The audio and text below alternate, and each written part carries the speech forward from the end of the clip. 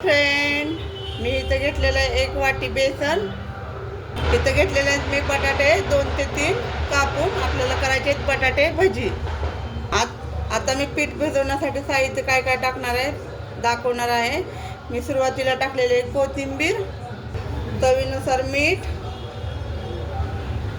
थोडा घेतलेला आहे ओवा, तो हातावर असा चुरणार आहे आणि तो टाकलेला आहे.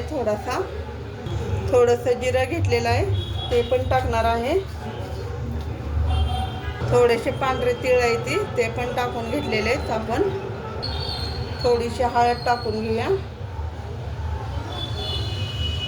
थोडीशी म्हणजे किंचितच टाकायची. आणि थोडंसं लाल तिखट टाकूया.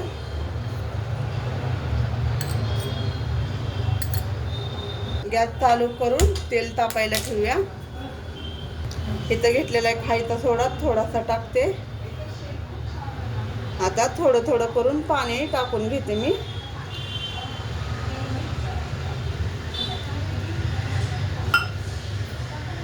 आता आपलं पीठ तर भिजवून झालेलं आहे. ह्या प्रकारे मी भिजवलेलं आहे. इथं आपलं तेल पण तापत आलेलं आहे छान असं.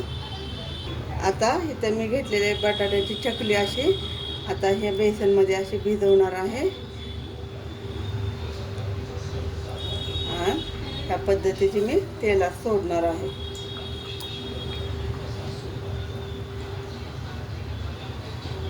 असे एक एक करून सोडून घ्यायची.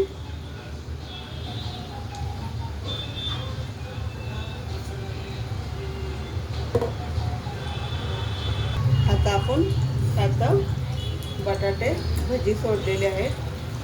बारीक गॅसवर तळून घ्यायची. आता मी पलटून घेते थोडंसं.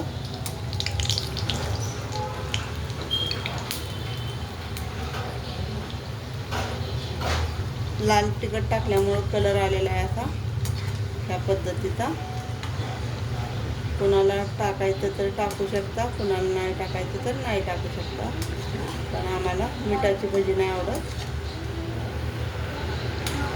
आणि पावासोबत तर खायचं म्हणलं तर थोडंसं तिखट टाकायचं लागतं, कारण की पाव थोडेसे गोड असतात.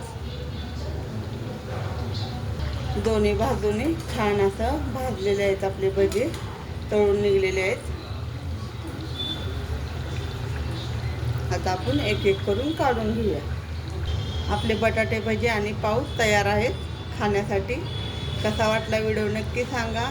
आवडला तर लाईक करा, शेअर करा आणि कमेंट करा. धन्यवाद.